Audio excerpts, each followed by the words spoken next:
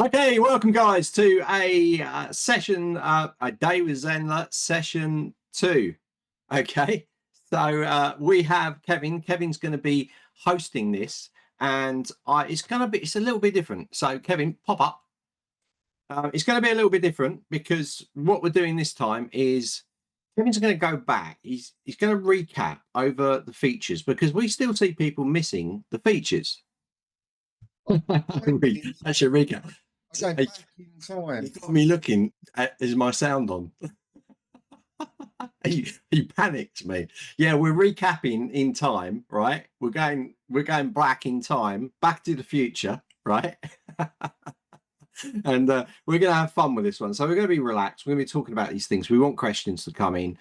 Kevin's pushing for over 91 comments in the in this feed. Okay, so that's what he's planning for.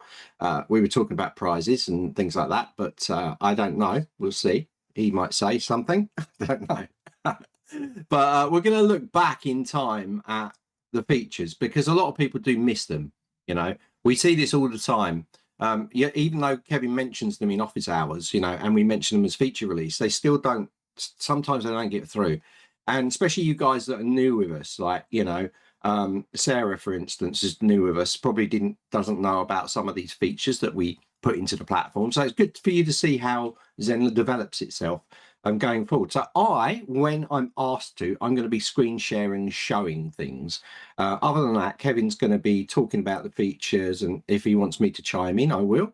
But if not, I won't. So I'll shut up, save my voice, and it's over to you, Kevin. Awesome. Right. So I'm just making sure that we're live in Facebook and that people are here. So if you are here watching us in Facebook, the first thing you need to do is say, hello, I'm here. In which case I will acknowledge you, which will be awesome. Remember that we're going to look back at the features of Zenler. So if you have a favorite feature release that you've seen come in, then put down what it is and I'll try and get to it. We're sort of going to go back maybe over the last couple of years, just for some bits and pieces there and anything else that we feel might be really good. So put down what your favorite feature is that you've seen released in the last 2 years and we'll all vote on it. Because that gets me extra comments on Facebook and we're going over 91.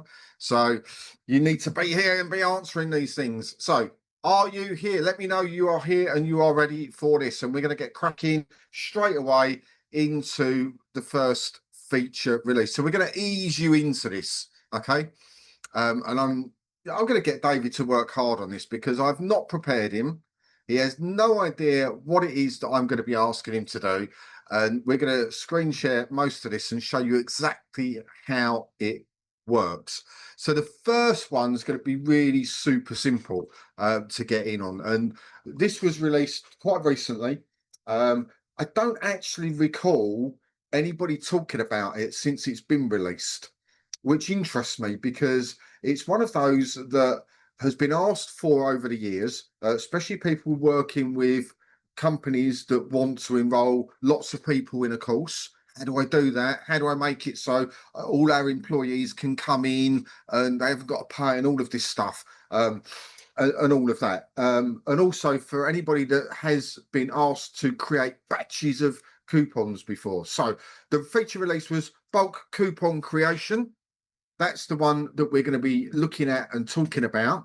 I'm going to jump off screen while this is being shared just to make it a little bit so you can all see it properly because you know what I look like. You don't need to look at me. So bulk coupon creation is what we're looking at for feature release number 1. How do we make lots of coupons really, really easily? Before you had to do it one by one. And David, you can talk over this if you want. Before we had to do it one by one. How do we do it now? In bulk, super swiftly. Yeah, so exactly. You just need to go in your coupon area, and whereas before you just had a coupon area. So now you've got single coupon. Notice this one. It says bulk coupon. So we make it all really easy, you know, so that you can see exactly what things are. And you'll see in the system there are tabs in things. So make sure that you click across on all the tabs so you know them. So first of all, we're going to give it a title. So let's call this. We can call it Sumo. Should we call it Sumo? Do you reckon? Yep. Let's give it a prefix of May 25 in here. And then the number of coupons. How many coupons do you want? Remember, don't make it too many because it takes a little while. I'll have 37. 37. Right, and a description. These are for AppSumo. Okay. So then you can set up an amount. So you can set an amount up or a percentage off of all products. How are we going to do this, Kevin? What do you want me to do? This is going to be 100% off coupon because that's what's required by AppSumo. Okay. And we're going to do it all products, yeah? Let's do it all No, products. we're going to pick one product. Oh, well, I don't know if they're all working. So, it's in here, so we're guessing. Okay. But let me do all products, Kevin. Sorry, Okay, cool. just All in products. case, because I want to make sure. And of course, you got expiry action. Do you want to expire? Yeah, so an expiry, let's say the 30th of August, or is it the 30th? Yeah, 30th of August. So there we go. So that's when it expires. So I mean, if people try and use that coupon outside of that time, that's not going to work. Okay, it's going to expire. So if you've got a subscription or these things, you might want to apply that every billing, or you might want to say first billing or any of those. So you've got that options in there as well. At the moment, I'm just going to put apply discount during every billing. So it's 100% off even a subscription. Of course, it would be 100% off a payment plan or a one-off costing as well. So with that done, it's done. So I click add. Give me the go ahead, Kevin. Remember with AppSumo, they're lifetime deals, so there is no subscription requirement. So it would be exactly as you've got it. It'd be every billing. There's no end point or so many billings. It's just one. Yeah, right. Okay, good. So I'm going to click it, add. So now what happens is it produces it. So it takes a little bit of time. So we're going to click OK, and then it should do this.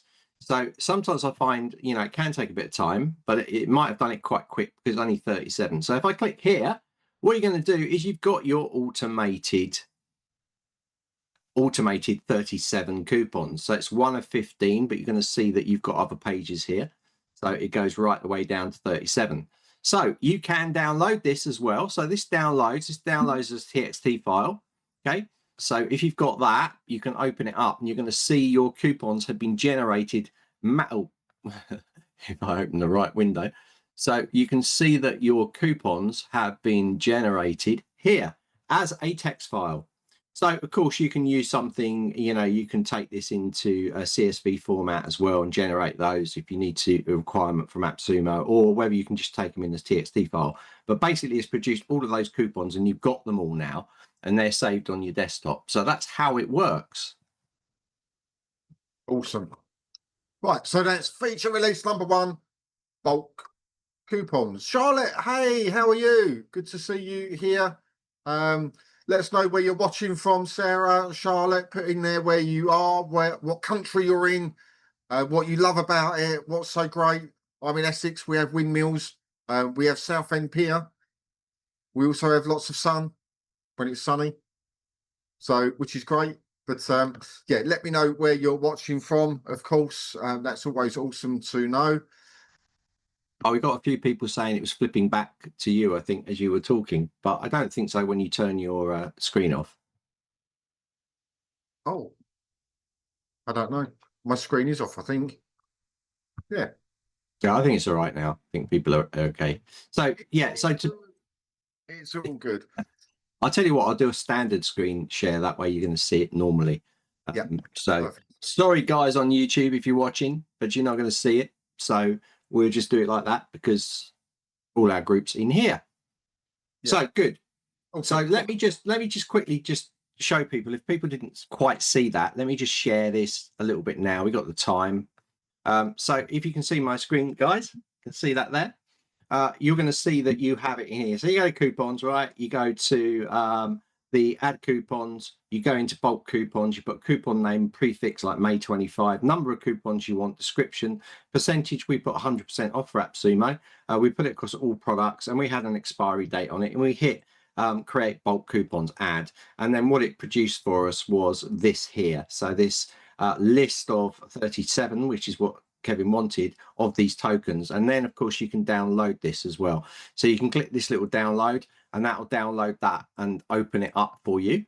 and there it is there. You've got the list. You can save those. You can save it as a CSV file format as well, and you can use it across. So there we go. A little recap, really quick for you. Oh, Sarah, you're my mate now. She's watching from Letchworth, but she's from Colchester, which is literally up the road from me. Oh, So I love Colchester, oldest town in the UK, of course, as we all know. It's a beautiful place if you've never been there. So yeah, I'm there frequently because I really like it there. It's one of the few places in Essex that has not been over commercialised.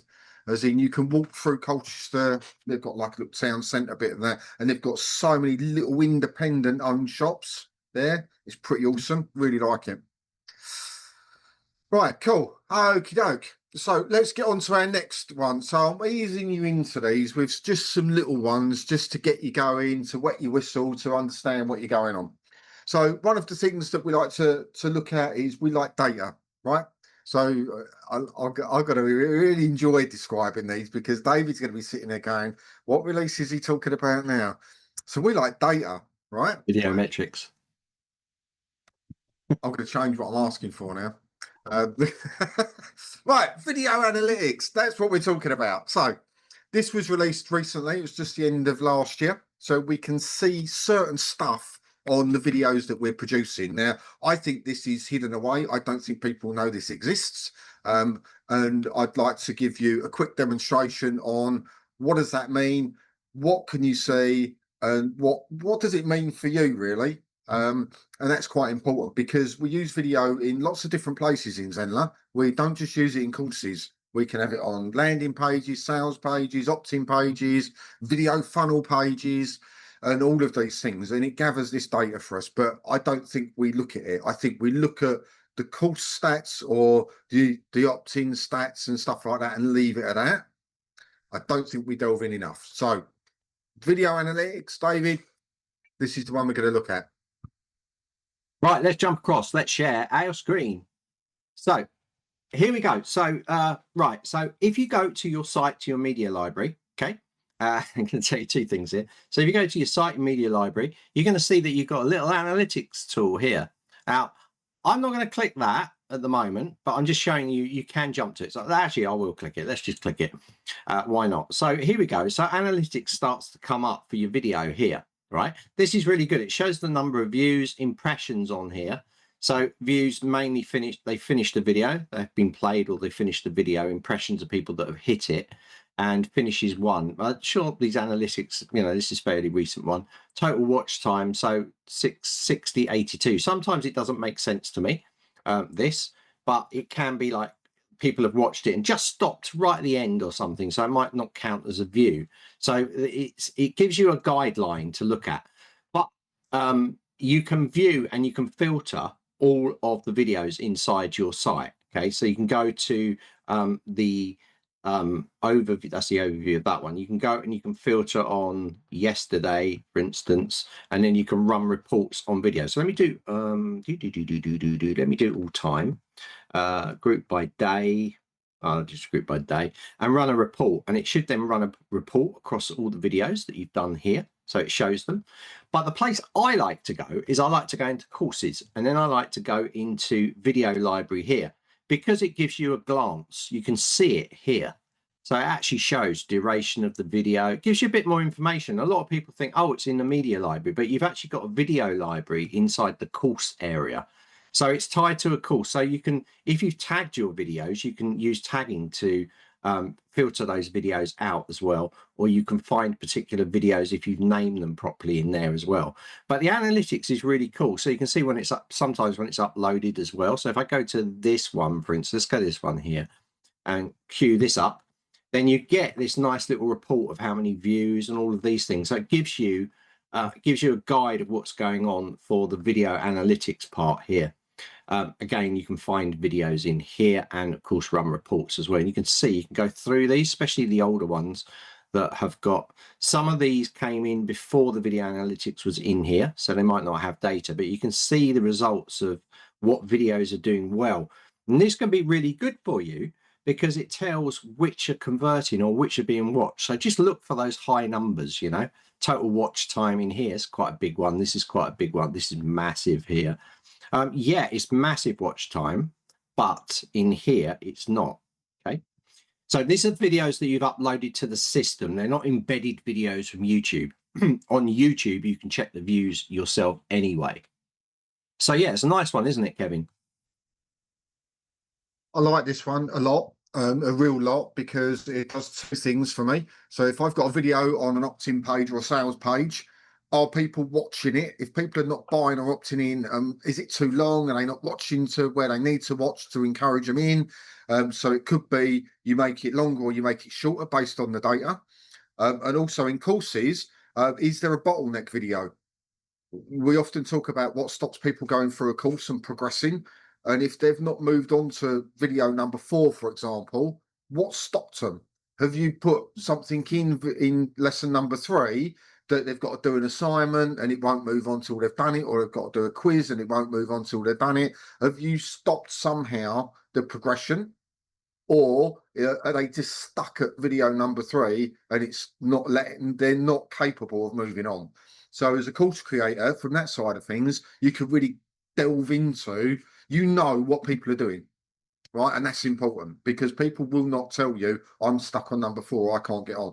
What will happen is they just will leave it. So understanding your analytics on what's been watched and where it's really stuck will help you adapt maybe your course. Make sure you've got it set up properly, because if you set an assignment up and you've stopped them moving into the next lesson until they've submitted that assignment, yet they're all stuck on the assignment for whatever reason, then you've created your own bottleneck. Yeah, so things like that. So you can go back and adjust stuff. So video analytics, I think, is really important. So Yeah, and so to see how many people are actually going in and looking at it, even monthly. Yeah, definitely. I mean, definitely. It's also really good if you're doing split testing. So that's good as well, because you can see how successful something is, how many times the video. So video impressions, Sarah, you put in there, it represents the number of times the video thumbnail is shown to a user. So it's kind of that, and it's normally they've watched the first lot of 1 or at least 50% of the video before they pulled out. Now, some people, you know, with our videos, we give the info, and then they'll watch that part, and then they might skip away. So that would be an impression. That's why that impression number can be higher. We've had questions in that in the past. Why doesn't that tally up with that? Why is it showing more minutes and there's only 9 views or something? Because those people's unique impressions are a little bit different. Okay, so that's unique users, but you might have the same person watching the same video, probably mine because I shoot at lightning speed 20 times, you know. So in which case you'd have 20 with the same person. So it can soon go up in the amount of minutes that are being watched and things. So, you know, we always say, like, try and keep your videos short, you know, try and keep your training videos short to keep people's attention. Sometimes you need to be longer. You need to be longer with these things. But if you can keep them shorter, you're going to get attention and probably going to get more people finishing the video rather than stopping 50 or 80% of the way through. Yeah. Brilliant. Cool. Right. 2 down. Let's move on. So another short one, and then we're going to go into one that's in a little bit more detail. Okay, it's one of the bigger releases that we've done recently. So we'll do another little short one just to warm you all up, because we're only sort of 20 minutes in. We're still here for another hour and 40 minutes, so we've got some time.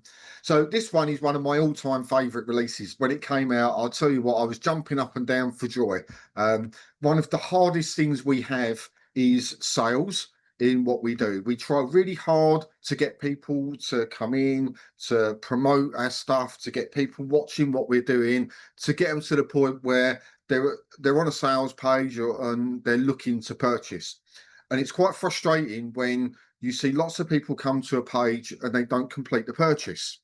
So what Zenler has done, David, you know what it is? Abandonment. Cart abandonment. So what is the cart abandonment, or otherwise known as dunning?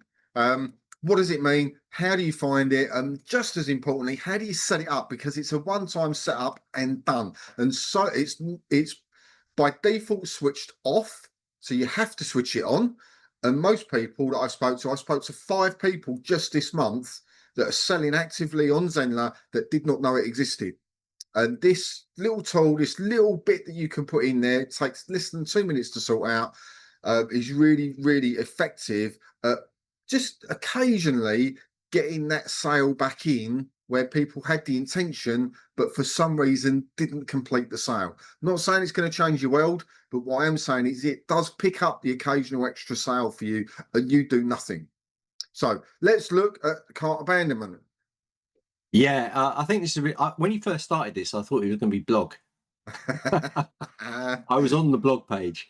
I was like, because that was the major. But anyway, yeah. So cart abandonment. Yeah, I know. Kevin's been asking this for ages, and they put it into effect, so it was really good, and it is really cool. And not only does it pick up maybe potential sales that have lost. So what happens with cart abandonment? It's an email that goes out to people. So if people put their email address in, not even if they put their name, if they put their email address in, it will capture them.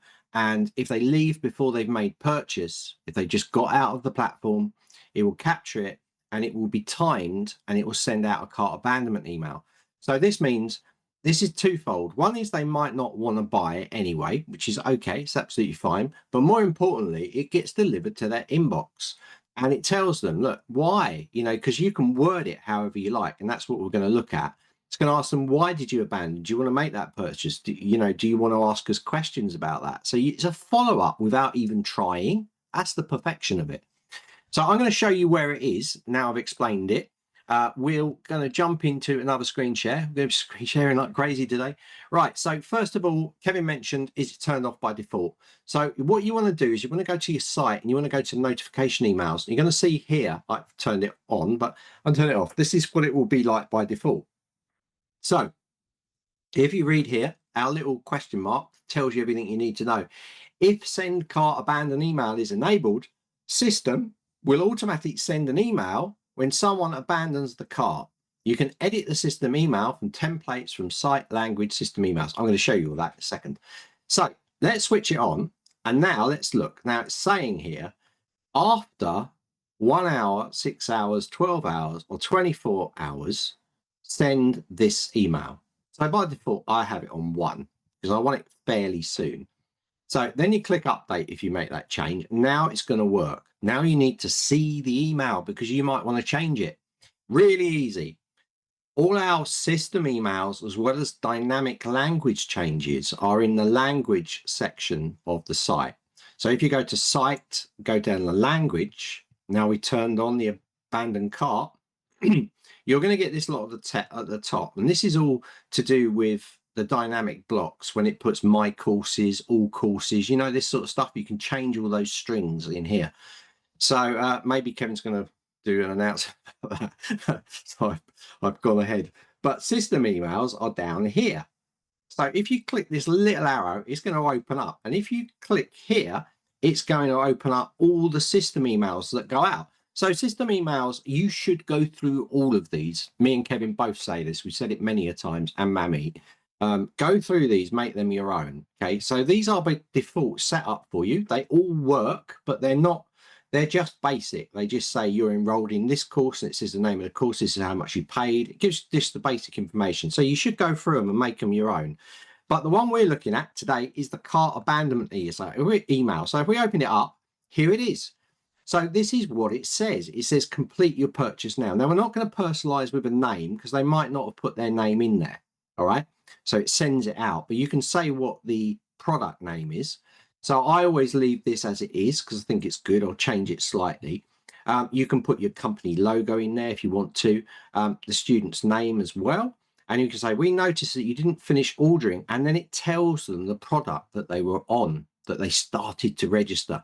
And it says, let me know if any of the questions or have issues in completing the purchase. So you're nearly there. So you can put contact me at whatever inside there. You can make it your own. And then it sends it out. So what's good, this email goes out, it tells them, yeah, I didn't want to buy that anyway, but maybe I do tomorrow. And so they've got that in their inbox. And then they can see your school name down there. So they see your school name and then they click on that to go back into the site. So it's a way of connecting with them. Really easy. Once you've made your changes, click save in here and this is set up for you. That's it, isn't it? Kevin? Sorry, yes, that's absolutely it. It's really that easy. And, you know, it amazes me how many people that's been in place for over 2 years now. And it amazes me how many people have not switched it on. Yeah, Because it's literally that easy to do. You should, when you go through and setting your site up and doing all of your favicons and all of that stuff, you should be going through this part of the site and just switching it on, switching your GDPR thing on and all of that, and making sure that these little bits are done, because they're a one and done thing. I call them one and done. Do it once, you don't need to do it again, right? You can just forget about it. But what most people do is they either don't know it exists, or they go, oh, I'll go back through the emails later. I've got time to do that. And then they forget. And then stuff goes out and they go, oh, but it's gone out like this. It's like, well, yeah, because you go through it and spend half an hour just going through, sticking your logo in, just making sure that those emails are correct. And that one in particular, that could earn you money. Right? I'm not saying it's going to make you a millionaire overnight for sure, but it could pick up your little straggler here and there that they're in the middle of buying and their phone died, or their card didn't go through because they've got the wrong card on them, or something like that. Which are all really genuine reasons. And you know what it's like. You have every intention of doing it. How many times you've been to Amazon, you go to buy something, something distracts you or something happens, and then you forget what it was that you were going to go and buy. Well, they keep stuff in the cart and they remind you for a reason. You've left stuff in your cart. Do you want this? They do it for a reason, because it works. And it's that simple. So you've got the ability to do that. So that yeah. is cart abandonment emails. So we got Sarah. Sarah's asking here, is the cart abandonment email a template? So you don't need to add any dynamic fields, or did I miss it? So it is a just a text-based personalized email that goes out from system, and it's set up and it all works. All of the emails work, but we say to you, go in and make them your own. You know, change the wording. It all works. You don't need to change. You just need to change the text a little bit. Don't get rid of any of the fields, or check it if you do that it's showing the right fields. But you can make it your own. You can put your logo in there. But the reason it's plain text and we don't use any flashy templates is that we want it being deliverable. And if you start to put images in there, especially if they're the wrong size, they're oversized, they will get chucked out by the what is it called, mail systems. You know, they will get flagged as spam. They're too bloated as an email. So if you don't know about resizing your image to a good size, don't know about pixels, then leave them as plain text, you know, because that way they'll be highly deliverable. If you know what you're doing, then you can customize them how you like. But that's why Zenler sets them up as plain text for you, right? And that's always been the same, hasn't it? The more stuff you put into an email, like rich media, the more chance you have of being rejected. Yeah, don't make it complicated. Just use it as it is. Just edit it, put it in your own language, the way you would say something. You know, Zenler's really good because when you come into it, it gives you a base template for pretty much everything. Here's a base template for a sales page, this and that and the other. But we're not expecting you to use it. We're just giving you a very basic, generic example of what needs to go there. Don't ever use it as it is. You need to go in and add your own words in. Right. And that's really important, especially as you are educators, you are course creators, you have personality in what you deliver. So you need to get that into all of this stuff. So Yeah. it might not be complete your purchase. That might sound a little bit formal for you. You might want to put something else in. Yeah, for sure. And also Sarah was asking, where is that notification? Where can you turn the cart abandonment in on? You just go into site and along the tabs, you go to notification email and you just do the switch there, or just watch the replay. We don't like to repeat what we've just shown. So just watch the replay. Cool. Good. Right. How are we getting on? Is everybody enjoying this so far? We're finding out bits that we didn't know before. Has anybody got anything that they would like to request that we look at? So is there any features that have come out recently that you're sitting there thinking, oh yeah, I'd really like to just go over that a little bit more?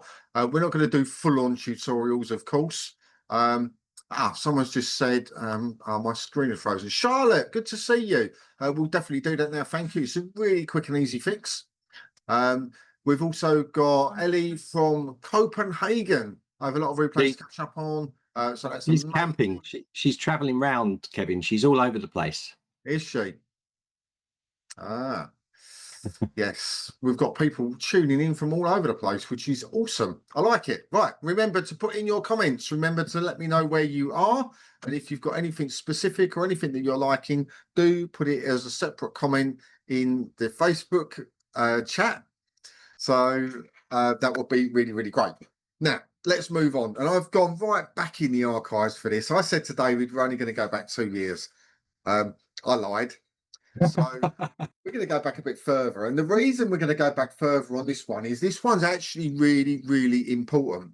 Now, this frightens people, right? And that's why I think a lot of people don't do it.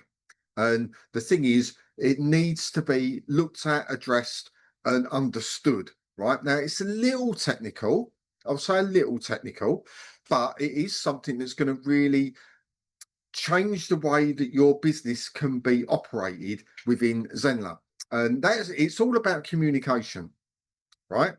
Communication is the key. And when we decide that we want to go out and communicate with our audience that we have, then this part of the system is going to really help you get noticed more, be communicated with better, and also for you to get your message out there. So, David, have you got any idea what I'm talking about? Oh, it could be a few things. Maybe email broadcasts. Nope. Maybe automations. You're on the right lines with email broadcasts. Right, I'll put you out of your misery. So this is all about email domain authentication. Oh, yeah. Okay. So I'm not going to be able to show you some of that because then I have to hook in, but I can show you where it is, and we can share help guides on that as well. So certain things I can't show you, like custom domain setups and things like that, because it's unless I've done a pre-recorded video. This is why I do pre-recorded videos, see, and so that I can actually just mask out a lot of information. But Sarah saying yes, please. What, show the information? Yeah. Most people won't do this because it frightens them. Right. But yeah, absolutely. And it's a really, we're talking deliverability. It's actually really important, especially nowadays. Absolutely. Yeah. 100%. 100%. David's going to share with you what it is, where you can find it, and a tutorial we've done. If you follow the tutorial, and I'll make this really, really clear, and it doesn't work, right, then you need to explore more on how you can get it to work, right? Because it is important. Absolutely. It's really, really important. You'll see in our Facebook group someone that's been named almost as an expert on DMARC records or domain authentication is Via, and Via's in there. Kyla will send you to her if not, and she's helped a lot of people out. We do have full support on this. You shouldn't really need Via, if I'm being honest, because we have full information on how to set this stuff up. But some people want people to do it for them. So there we go. So let's jump into this and have a look at it. So if you go into your site, okay, and you go to integrations down here, you're going to see Zenler Mail. And inside here, you've got it is active in here. So you're going to see this email domain authentication. Now, we know this is a complex subject, or it can be. It's actually really easy, but it's just as soon as people start to get code and start messing around with records, they start to get worried and they panic. Honestly, you don't really need to. It's just basically with your domain, it's telling with your domain, and of course the email domain comes with that. It's just putting a record in there to say, look, Zenler's safe. Zenler's got my authority to send it through my account. So whateveryouare.com, you know, so it's got that authority to do it because you've authenticated it. Okay.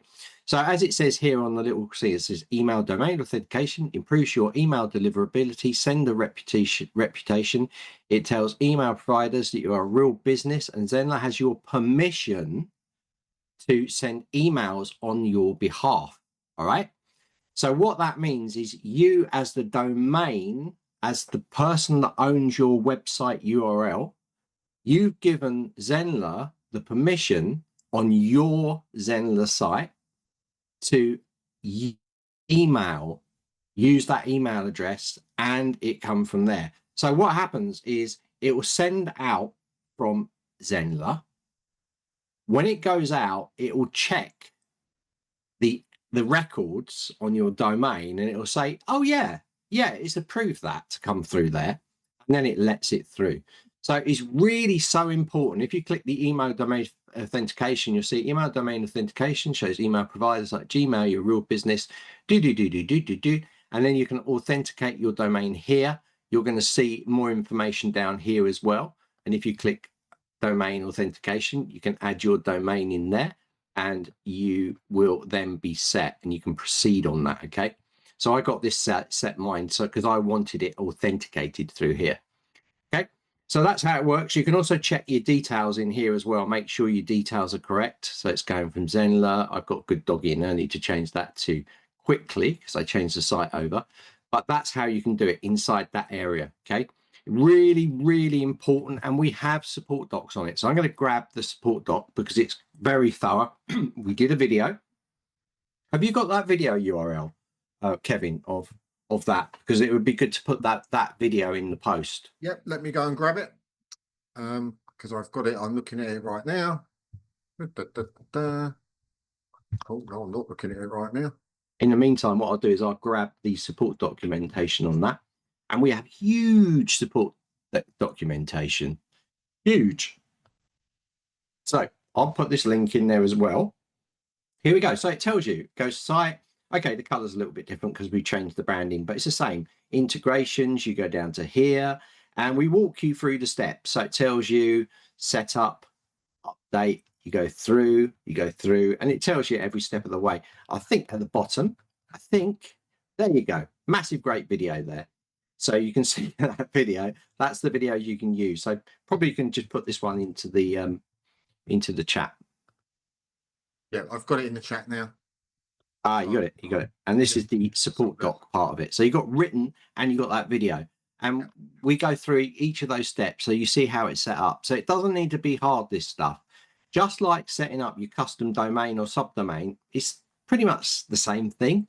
Just a little bit of tweaking in your admin. People, like when it goes outside Zenler, that's when it gets confusing, isn't it? Because it's like, well, we don't know you. Are you with GoDaddy? Are you with 123.reg? Are you with Namecheap? Are you with whoever? And it's like, well, how do I do it step for step? And it's like, well, you just need to go in and change your records. I can't get access and do that for you.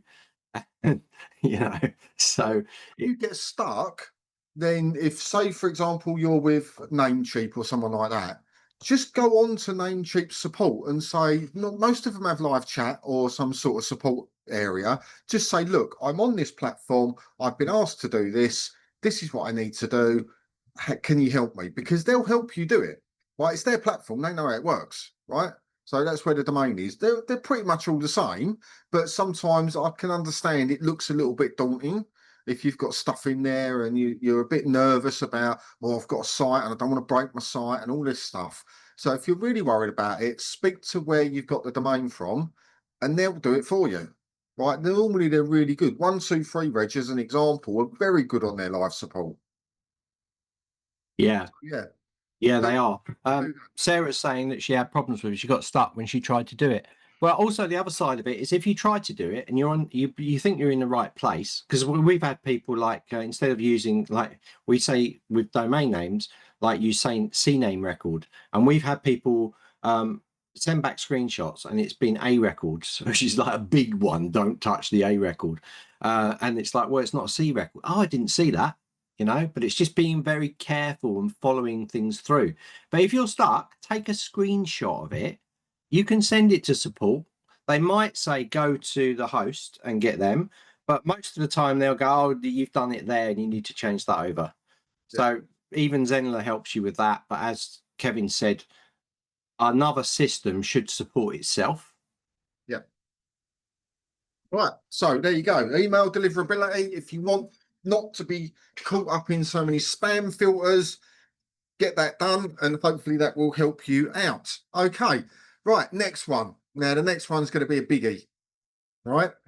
I'm not telling you from when it was, but let's see if David can work out what it is that I'm garbling on about this time. And if anybody else in the chat can guess it before I finish and announce what it is, then that, hey, Billy Wiggly's here, then that would be awesome. So just for those of you that are coming in right now, what we are doing is we are going through some of the feature releases that we've done over the last few years, ones that we deem to be really important, ones that can, some are really, really quick ones that you can go and have a look at and go, you know, we've covered a few so far. And others are going to be a little bit more, but we're going to explain what they are. I'm going to give you a little bit of a lead into it. Hopefully you can guess what it is. And then David's going to do a little bit of a demo to the point where we can. Remember, this is live. Some stuff we can't do live, right? Like the email authentication, we can't actually do it live because of different things. But we'll go to the point where we can, and then we'll share results where you can go and learn a bit more from it. So that's what we're doing for the next hour and 20 minutes. Now, when this one got released, and it was not that long ago, it really excited me. Being a marketer, for me, this is a really, really important part of the Zenler platform. Now, Zenler started off its core learning management system, but we fully recognise that marketing is a massive part of being a successful course creator. You can't just go, here's my course, put it into the world and expect thousands of people to come to you. So we needed to work out a way where we could use modern marketing techniques to enhance your ability to generate leads and interest for your business, that would then potentially turn into the opportunity for you to make sales. And this was released, I'll say, within the last 2 years. And to me, it was really exciting. I really liked it. I looked at it, and when it came out and it got dropped, I was like, wow, this is a game changer. This takes what is a traditional type of marketing into the modern day, into a way that your users are going to love it. They're going to really engage with it. And it's going to transform the way that you lead people through into a sale. So has anybody got any ideas what on earth I'm talking about? Lives? No. Blogs? No. You get one more guess. Marketing funnels. Oh, branching survey funnels. Oh, that's pretty recent. That's pretty recent. Last 2 years. Well, I couldn't say the last 3 months, could I? Because you'd have guessed it, right? But branching funnels, right? Traditional funnels, yes, they work, but we needed something modern. We needed something that had a little bit more behavioural intent behind it, as in giving people choices. I like this, I don't like that, I want that, I like this, and then taking them down a pathway to a conclusion where we can start to really enhance that relationship. And that's why the new type of funnel got released into Zenler in the last, I think it was the last couple of months. And it's for me, it's a game changer. If you have not yet explored this, then you are totally missing out. This should be an entry point for a lot of your people. So if you're using it, you're going out marketing, you're doing social media marketing, email marketing, get them into one of these. If you're building a community, put it into your community, get them into this, because this will take them through a sequence that will really deepen that relationship for you to understand what they want, what they don't want, and what they're interested in and what they're not. You can't sell a dog lover cat food, right? And that's often what people try and do with a traditional static funnel. This will allow you to sell cat food to a cat lover. Should we do a quick example? Absolutely, yeah. Yeah, it's a really good one. It's a game changer, like Kevin mentioned, because you can capture this. We're talking about my new marketing funnel type. So Zenler, you asked for this, guys. You were the ones that kept saying, I think there wasn't that too much of a buzz around it. I was kind of shocked because the amount of times it come up that I'd love to run surveys. I'd love to run some sort of survey inside of just a basic survey inside a marketing funnel. You asked for it all the time. And then not only did Zenler bring out surveys going into marketing funnels, but they also brought out branching surveys, which is like over delivering. And we're going to extend on this in a moment, because surveys and quizzes are not just the thing that we're talking about here, surveys in a marketing funnel. So I'm going to share my screen. So I've got some examples here just to show you. So this is an exercise routine survey. So what is a survey? Is a set of questions. So like, how old are you? You know, where'd you come from? All this stuff. And it's a good way to grab data, isn't it? You know, but what if you have the ability, like Kevin said, to find out exactly what your students or your leads needs are before they've come in and opted for anything? So Zenler brought in branching, which is logic-based surveys. It also has logic-based quizzes as well. But the logic-based surveys means that you can cater. So you can say, what animal do you own? Is it a cat? Is it a dog? Based on that answer, it can take them off in a different route. So it branches, and you can do multiple branches. So you could come off, say, right, dog, come down a level. Okay, is your dog over 5 or under 5? Click again, you're off on another path. So imagine like a tree where roots are coming, where branches are coming out, twigs are coming out, leaves are coming out. This is exactly what it is. Not only that, you could tie them back into themselves as well. So you can branch in and out of and get very, very complicated with this stuff. So if you're doing it, make sure that you outline exactly what you want to do in a visual format, like on a piece of paper, where you can write it down where these things are going to, or inside of some sort of a system where you can do that. So if we look at one here, I've got your favorite animal. It's a nice simple one.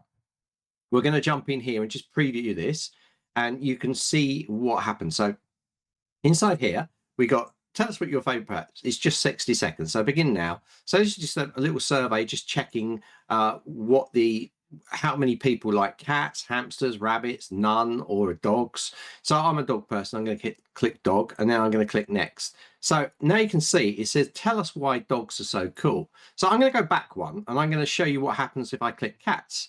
So if I click cats and I go through, it tells you why cats are so cool, etc., etc. So if you go to none, we go to here, and you can literally end it and say, well, you don't like any animals. So it goes to, so it just ends it, and they get this opt-in. So the opt-in happens at the end. So there's no restriction. People go through that survey, and then they put their name and their email to get the results sent to you. So there's no restriction with that side of things. So I want to show you with this simple version how the survey kind of works inside survey. So if I go edit survey, I'm inside of the funnel for this. If I click edit survey, I just want to show you so you can see how it's branching. So as you can see, branching is turned on. You can see it up here. It's got this little icon in the corner, and you can see, pick your favorite animal. So you can see down here, tell us why group, tell us why you love dogs, tell us why you love cats, tell us why you love hamsters, rabbits. And then it goes to the next one. Do you want more info? So it goes through a series. These are groups, by the way. You can have them. You can have one group if you want to, and all your questions, and drop amongst them. But now we need to look at how the branching is happening. So if I click branching here, you're going to see I'm sending people to specific places. So if we go to the top one, dogs, go to why do you love dogs? So I've picked where it goes to. In that, tell us why you love dogs. Why you love cats will be for the cats one, and the hamsters and rabbits. So when you get down to here, the dog one, for instance, you can then say, go to, do you want more info on, of course, dogs. So you see that branching happens in here. So you can branch all over the place as you like. Now, you don't have to use the surveys with branching. If you turn the branching off, or you don't activate it by clicking branching, then it can be a standard linear survey. So a linear survey is from one step to the next step to the next step. Branching surveys is not linear, because you can take people off in lots of different directions. So that is how that works. So let's have a look now, a little bit more of a sophisticated one. So we've got one here, your exercise routine. So this is a little bit more involved, because you can build it up. This is all done in Zenler, the design and everything. So if you go, let us begin here, you can start to use all of the different types. So do you exercise regularly? Let's click yes and click next. And then it's going to ask you other questions based on that, and you go through. So do you ask? Let's click no, click next. So question 4. So notice it's jumped to question 4. Would you be interested in exercise routine? Yes. Maybe reach out to me so it can go to a different place, or no. So you can start to really kind of get responses back and create these beautiful looking surveys. And that's the name. And then you go next step, which will just be thank you for your survey results.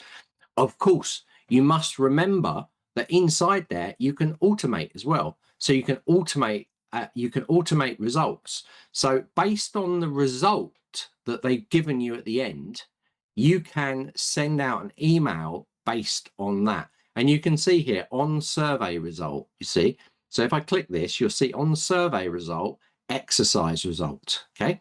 So you can set it on here, this one here. Let me just go to this one. You're going to see on this result, which will be no exercise result, meaning the person doesn't exercise, you can send out a different set of emails. So again, you can target all these emails going out for specific results from the survey. Now, look, it sounds complicated, but it's not once you start to build it out. So you say that if they come out at that end, I want to send them an email based on where they've come out. And then you can set that result and you can set the email automations up like you normally do. And that's it. So really, really cool. A major feature inside Zenler. And to create those, you just go to create a new funnel. Free users, you don't get access to this, but you do if you're a premium. So survey funnels are here. And you click that and you go through the steps. So you just name it, test, next.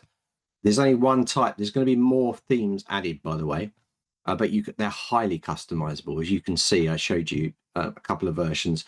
So when you're taken into this, you then start your funnel. You click edit survey. It will take you into your survey and you can go in and start adding your questions in here. So you're going to see that our question type, you've got multiple choice, multiple response, true or false. Put media types in there, like a little cats and things. You can put ratings in there or scales, so you can get people to rate things. Maybe they've done one of your courses and you want to send them into a survey to get a result of how good they thought the course was. So things like ratings or scales are really good. You've got free text and fill in the blanks as well.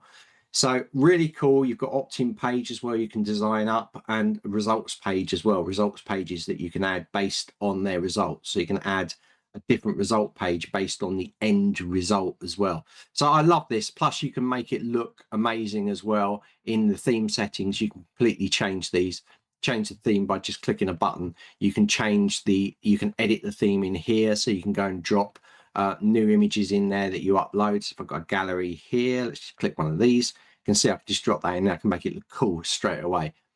Really good. And of course you can change all the colors of the buttons and all of these things to change this to a bigger text or smaller text, depending on what you like. You can also go and change these language settings in here, guys. So if you're German, for instance, you might want to put the German equivalents inside here as well for those created, next, finished, and back buttons. So that is the branching surveys, and branching surveys are now part of your marketing funnels. Okay, Kevin. I'm back. I'm here. Where am I? There I am. Awesome. I love that. Did you have a digestive, Kevin? No, not Were you eating digestives again? But I have got lined up. So yeah, there. Right. Okay. So branching funnels, really, really great. Really good for engaging with leads that are coming in. So that's generally what you would use it for. Make sure you plan it out. So it can get a little bit complicated if they pick this, where do they go next, and different options. And you've got to make sure there's a conclusion for every pathway that they go down. Right? Don't just leave it hanging. So it's got to go somewhere. So make sure you plan it out. We did a great workshop on this. When it got released, just to show you exactly how to use it correctly, and make sure that you plan everything out properly and that it works, and that you, of course, go in and test it before you release it to the wider world. But great opportunity for you to be able to go out and do those and get really, I would say, quite warmed up leads at that point coming in. So if people are a little unsure if it's the right thing for them, or they're not sure if you're going to be able to help them with something, you know, we use cats and dogs and animals as an example, but this could be anything that you train people on, right? Just think and apply it to what you do and the questions people ask before they get involved with your courses, right? Because that's what will help you be really successful on those parts. And then you can take them down to an email or a success page that you maybe give them an offer, give them a coupon code for going through that funnel, to be able to encourage them to get involved more with you. So really, really brilliant. Yeah. Love that one. Okay. Yeah, I think also with that, you can the thing I didn't really cover at the end is that based on different results, they end up at different result pages. So not only can you send an email out based on a different result, but they end up on a different result page. So almost like a different thank you page. So if you think of something like creating a video. So you're creating a video telling people about that result and how you offer something of value to do that. And then at the bottom of it, have a button going to the course. And like Kevin said, you could even embed a coupon going through it. Thank you for taking the survey. Your data is really important for us to understand how we can better serve you. Here is 10% off this course. You know, it's simple. Yeah. And if you wanted to be really, really good with it, say this will expire in 2 days, something like that. And put a countdown timer on there. Yeah. So you can play around with it. There's lots of things that you can play around with. One of David's famous countdown timers. I love it. Okay. Evergreen. Right. Let's move on. Right. So we've covered quite a bit so far. For those of you that are coming in and watching us, we're nearly an hour in to this 2-hour session. We're going back through some of the feature releases that have been done over the last 3 or 4 years that we think are really exciting, that present really good opportunity that maybe people haven't quite delved into yet, and just showing you how simple they are, what they can be used for, and maybe some examples where we can of exactly how you implement them to benefit you and your students. And that's the important part in this.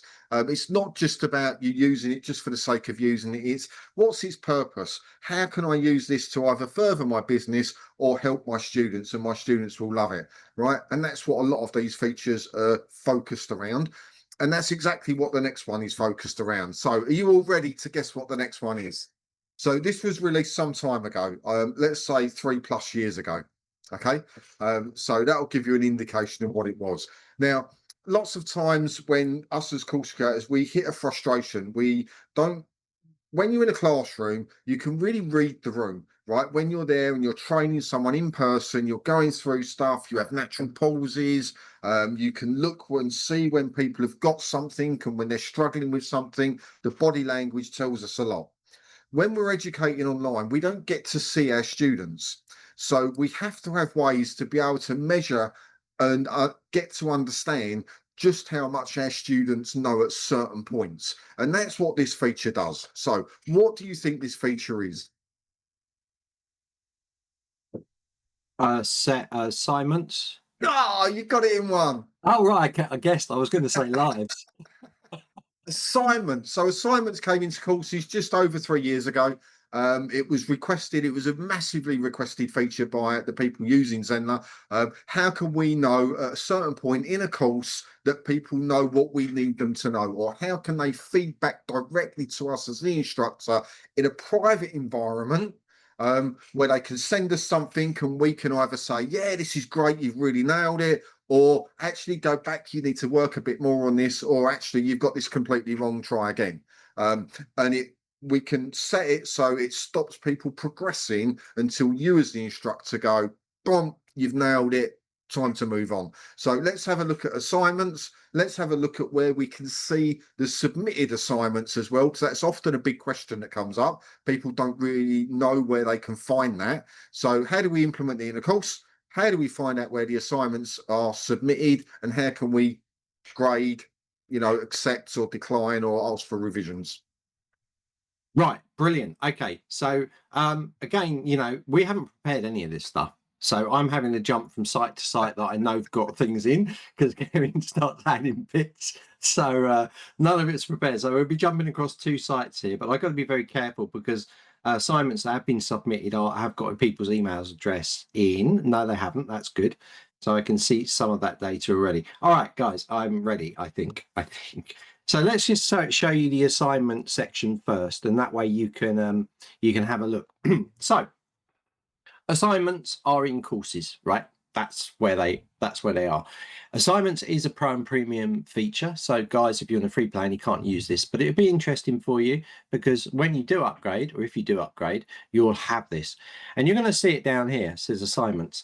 So as Kevin already mentioned, so I'll try and pick up what Kevin's mentioned and actually implement that as well, so we don't skip it.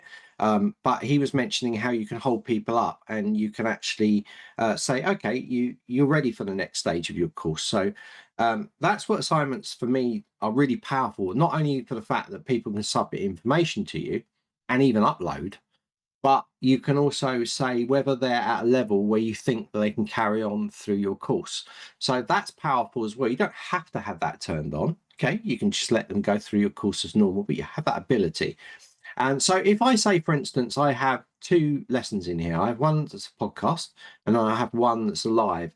So what I'm going to do is going to add a lesson in here and I'm going to drag it into position there. So it's separating the 2.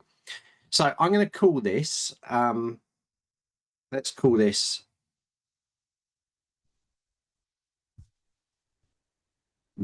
graded. Okay. So I'm just going to save that. And now I'm going to go to assignments. So inside assignments, this is it. We've made it really, really easy. There's something to look at here, the name of it. So send details before we admit you through. Okay, something like that. You get what I mean. So we like to assess your understanding. So this could be something like this, okay? Or it could just be asking them a question to submit an assignment or something. So that is what we're saying. So we like to assess your understanding. Please send the report and image or video. Okay, so I'm just putting that in there as a question, you know. So you can ask them whatever you like in there. So assignment type, text input or file upload. So, or both, right? Because we don't limit it. So you can have people enter text in there, and you can also have people upload a file. So when you click upload a file, a little drop down box is going to happen and it's going to ask you a maximum file size. So this is the file size that you want someone to upload. Now, you don't want to go too high with it because you don't want them bogging the system down with a ton of like a 3-hour video or something like that. So 100 megabytes is actually quite a lot. Yeah. So that would be maybe half an hour of standard HD. They could upload something like that. Okay. So you can set it slightly higher if you want. If people are having trouble, you can just set this to 200 or something like this. But it means that they can drop something into that assignment area. Now, this is the bit we were talking about. Approve assignment before continuing. So if you do this, they won't be able to move past this point of no return until you click approved. And you can, or accept. So you can accept the assignment or you can reject it, or you can ask them to resubmit it.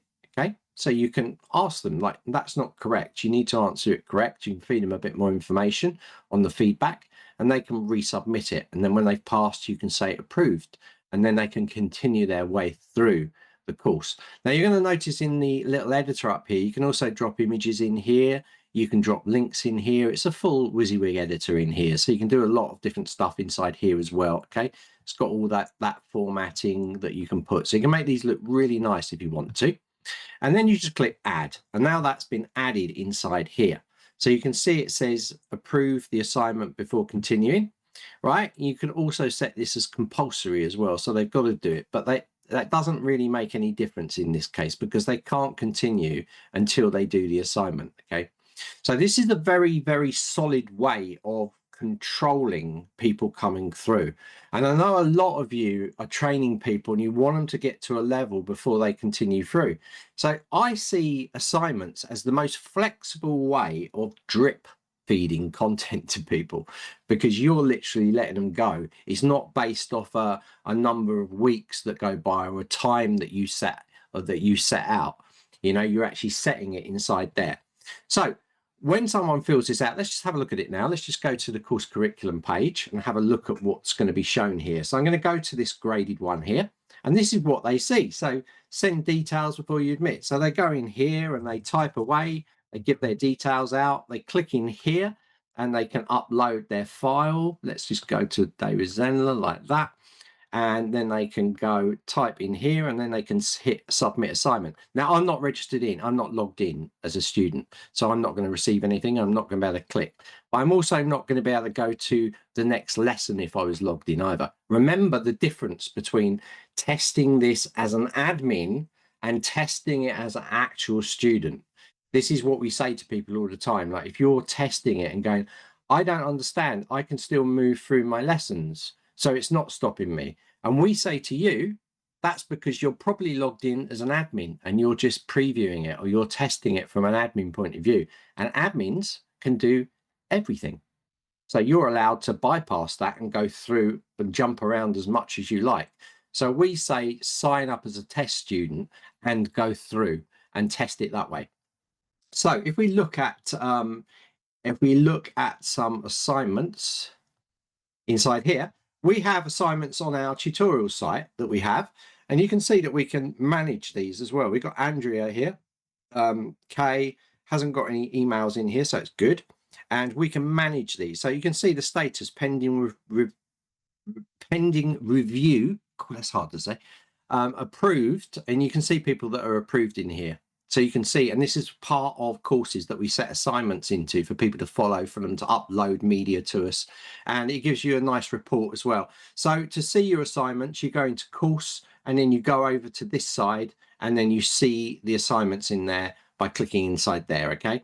So that's what you do for that. So a really, really good one, to get information again. You know, it's almost like you can use this almost like a survey as well, if you wanted to.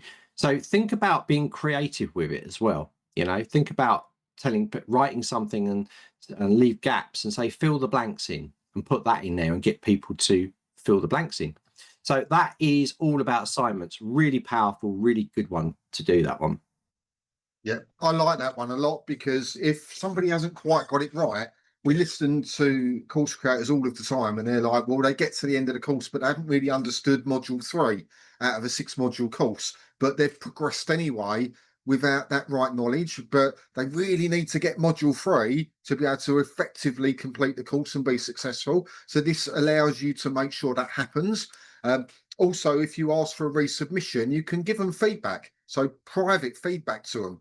Say, maybe you need to go back through this bit in the course, or try this, or do that. Or, you know, if you're teaching them a technique in something and they're doing a video of that technique, why don't you just try doing it this, or holding it that way, or using that? Or, you know, you can give them very personalized feedback. And of course, when you do that, what happens is that your relationship as an instructor with your student, it deepens.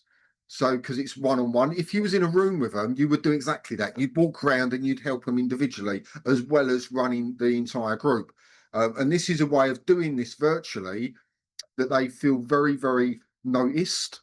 And I think a lot of students don't feel noticed when they go through these types of courses. They feel quite isolated. And doing it this way gives them that personal level of feedback. Yes, you have to control it, you know, because if you've got a course with 50 people in who all putting assignments in, yeah, it's work for you.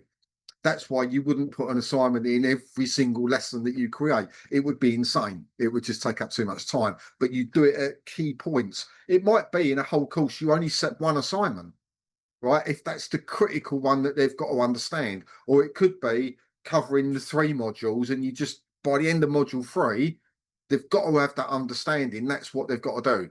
If they don't do it, go back to the beginning and do it again, right? So really, I really like that one. It's an absolute game changer for online educators specifically. And the upload as well, that's amazing as well, isn't it? The fact that your students can upload media to you. Oh, 100%. And that means that they can upload a video. So if you're asking them, so you're a dog trainer, you're saying, right, this is how you teach your dog to heel. And they're coming back going, maybe they've set up a community, a lesson discussion or something. Right. And they're coming back going, oh, my dog's a nutter, it won't do this. I've done everything you've said. Rather than trying to explain it again, set your assignment. At this point, you need to demonstrate your dog walking to heel. And if they come in and go, right, I'm doing it, but my dog won't do it, what am I doing wrong? Right, you can send a little video in and you can then give them direct feedback as if you were there to say, that's what's going wrong. This is what you're doing wrong. You're holding the treat in the wrong hand. You know, you're paying too much attention to the dog, so it thinks it's a game or whatever it is, right? So it's really, really powerful, that one. And I think it's, again, another underused feature in Zenler because people are so quick to want to get their course out and sold and populated. They forget sometimes, you know, it really is about the completion of the course, because then you will end up with more students getting more involved in what you do. So if they're successful in one course and then you say, I've got a membership or a paid community, would you like to come in it? If they complete the course, they'll go yes. If they're stuck and they can't complete the course, then they're more than likely going to say no because I haven't completed this. So it's a really, really good thing, I think. Yeah, and even in your in your terms, if you say that media sent to you can be used for social media and those sort of things, and you tell people, can I use this for social media? You can then put that out.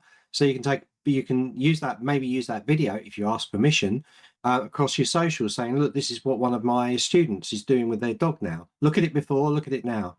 So that can help you as well. So all those things, there's some really good stuff gone into the Facebook group. Oh, let me have Kevin, a look. like Billy's put there, he cancelled his instantly cold email system that was costing over $400 a month.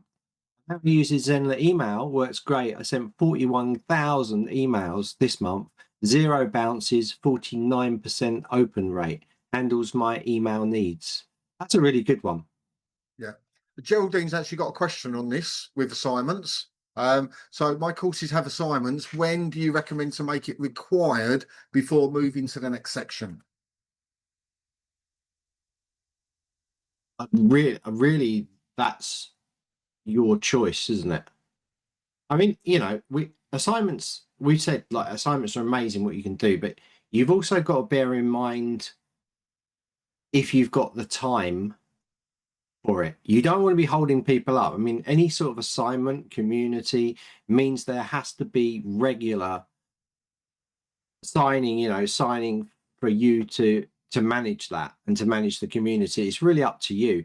If it's a really important that someone if it's a subject where someone needs to have completed something and sent it to you, then of course you've got to have it compulsory and you've got to manage that.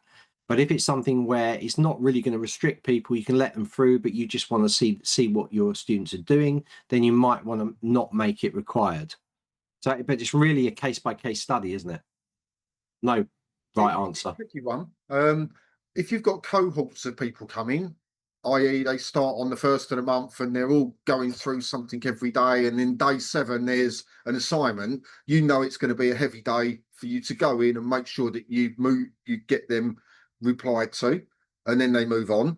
If you've got the enroll anytime course, right, and you've got 1,000 people enrolled and you're getting regularly 10 people a day coming in, you could end up every single day having to go in and administer this stuff, which would be an absolute nightmare. Unless you've got a team of people that can do it, it would be really, really hard to not hold people up for 2, 3, 4 days. So in that case, I'd say don't make it required and maybe do some form of live session twice a week just to cover that stuff. So you've got to work to your own circumstance. There's no real right and wrong answer to it. It's more about managing the expectations of how much work that's going to create for you. And there's a lot of people are just them as you as course creators in here. You've really got to be aware of that, because if people are kept waiting, it doesn't take a lot for people to lose interest. And they'll go away, they'll come back, and oh, they've not replied within a day. Oh, come back. Oh, they've not replied in 2 days. Then they might not come back. Right. So, you've got to be really aware of that stuff. So use it carefully, but appropriately. Yeah, Billy's all over it. He does a bit of everything there. So he's been using assignments, working for a 5-day reoccurring live class that I offer. So yeah, but it is all about time management. It's like me, I haven't got time, so I don't do things like that. My community's good because they look after themselves, so I don't have to be in there. much at all. And I've, so it depends how you do it, how you're doing it. If it doesn't work for you, it doesn't work with your lifestyle, then you can't do that. You can't do an assignment where you've got to go in there. You've got to not make it compulsory in that case.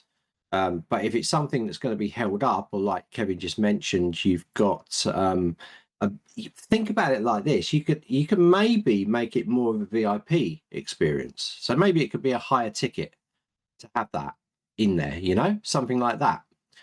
It's really good. Tracy also uses the assignments, and she uses the drip as well, which is pretty cool. So it's using both. That could be good as well. There's so many options in Zenler. It's crazy, really. 100%. Right, shall we move on? Yeah. Okie doke. Right, let's guess the feature release. That's the name of the game. Right. So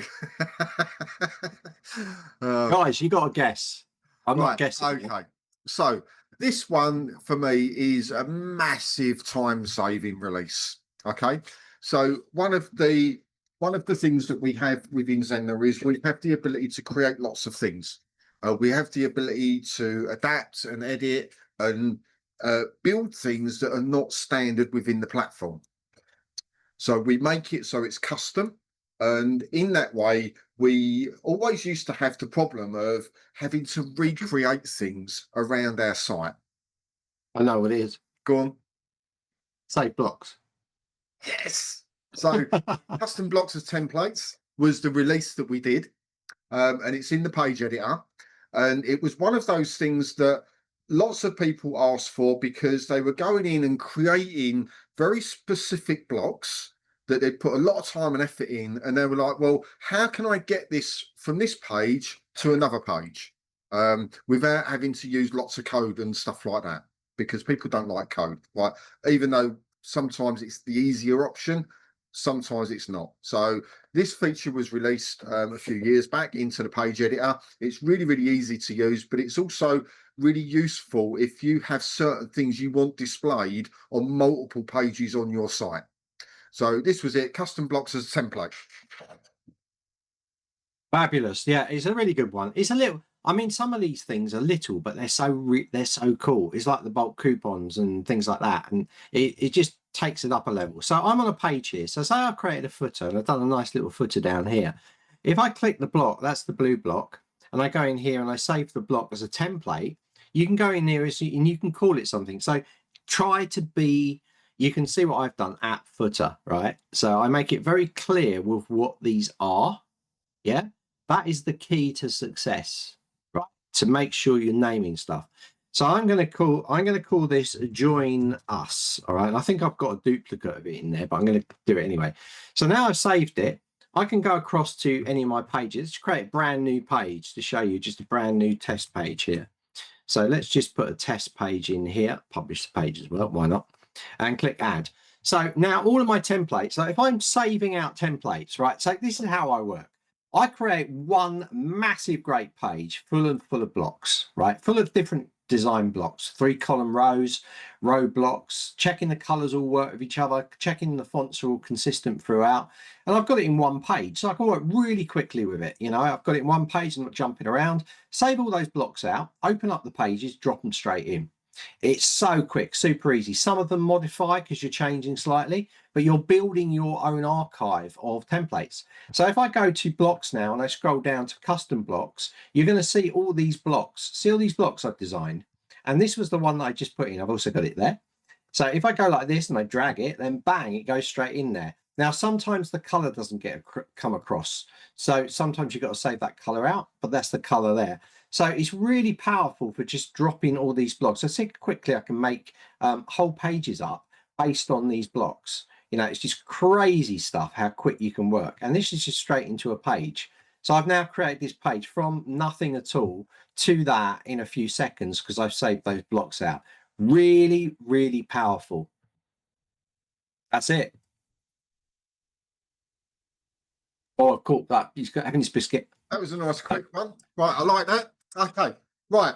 So, guess the feature release. So, this is the game. So, we've got about 35 minutes or so to go on this section. So we're doing really, really well in here. We've covered quite a lot so far, and we are looking at different feature releases over the last few years that we've done. Now, this feature release came in about 2.5, 3 years ago. It's a very small release, but a very useful release.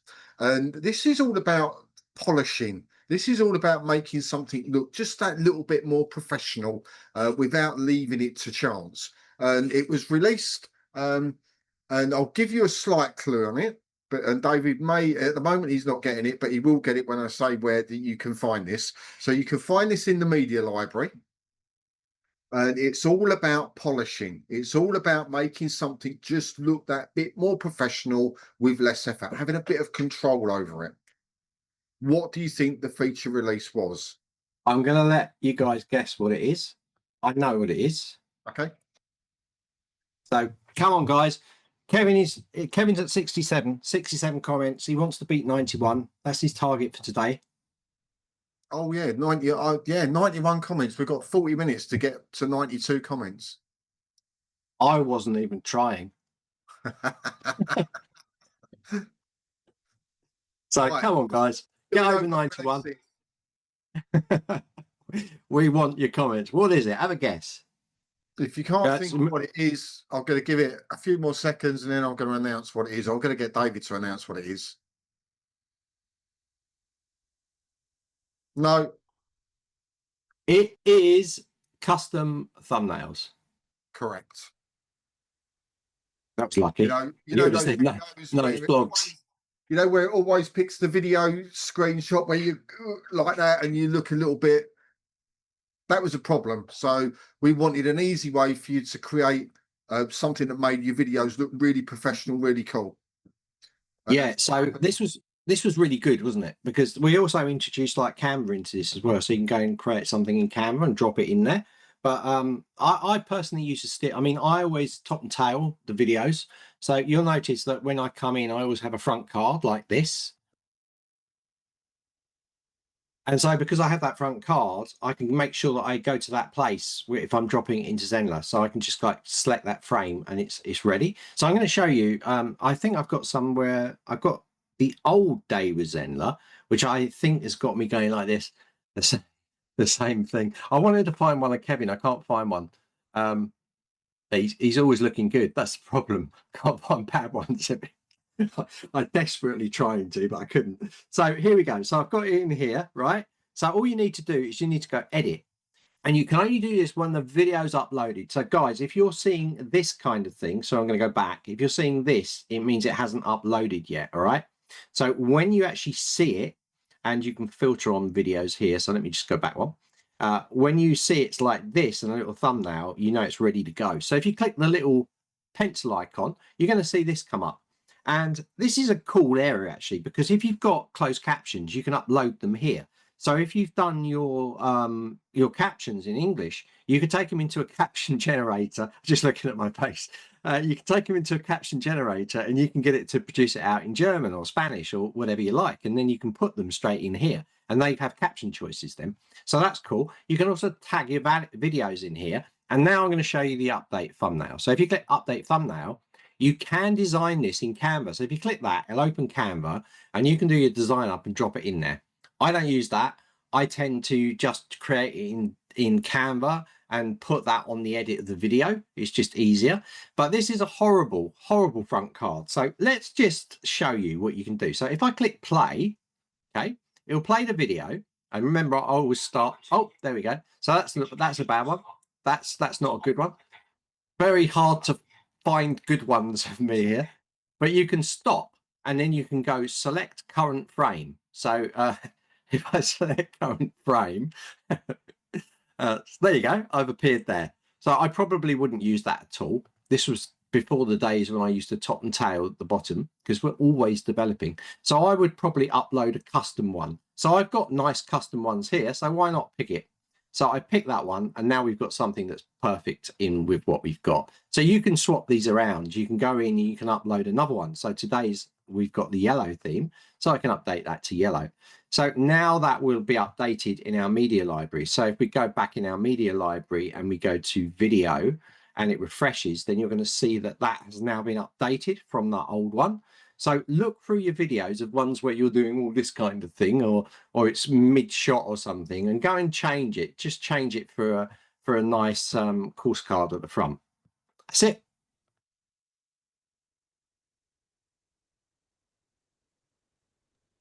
Excellent. So a nice, easy job for you to go and do. And I'm sure everybody's got those videos where they've not top and tailed them, or they've done live Zooms. And this is a good one actually, where they've gone off, they've done a Zoom, maybe a live or a webinar or something, downloaded it, and they're like, actually, I just need to put a nice front cover on that. That's a really good example of it, because you can obviously record in Zenler all of your live stuff that you do. So download, stick a nice cover on it. So really easy. If you're not bothered about keeping the card, then just click on the Canva link and just design it in, done. If you want it and keep it so you can then keep the same branding and stuff, do it in your own Canva or whatever you use, and then upload it. So really, really easy. Yeah, the main point is, I think, Kevin, is like the fact that you can actually take that video, and if you've done a good cut from the beginning, you don't have to edit it. So you can put that front card on it and make it look really cool instantly, without actually having to go into the edit part, which is going to save you a lot of time if you're producing a lot of media. 100%. Okay. So the next one's quite an easy one. I'm expecting all of you to get this really, really quickly. One of the things that Zenler really likes is to stand out from the rest. We like to do stuff that's quite unique, and that means creating things that take us a step above the competition, that gives a really cool, a really modern experience to our users. Not only our users, but our users, more importantly. So we developed this feature a couple of years ago. It was only about 2 years ago, this one. So we're getting more into the up-to-date ones, to create an experience for the students that they would look at and they'd go, wow, that's just impressive. I'm in this and it's impressive. And it's something that we rarely talk about, but actually the technology behind it and the way that it is actually takes your stuff to a whole new level. So what do you think this feature is? I know, I think. I'm not. So remember, there's about 11-second lag. So we have to wait a little bit of time, but we're going to get people guessing here. I know what it is. I'm 90% sure that it's blogs. No, it's not blogs. No, it's not blogs. Right. Okay. I'm setting the lesson up while we're doing it as well. So, guys, oh no, you're wrong. We just done custom. Oh no, that's you, Kevin. No, that's my custom. Just saying that we've covered that.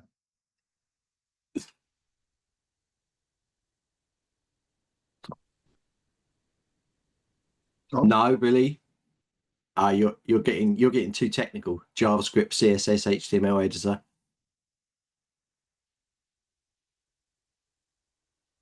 No, not branching. Okay. David, do you want to put them out there, misery? Yes. Flipping ebooks. 100% right.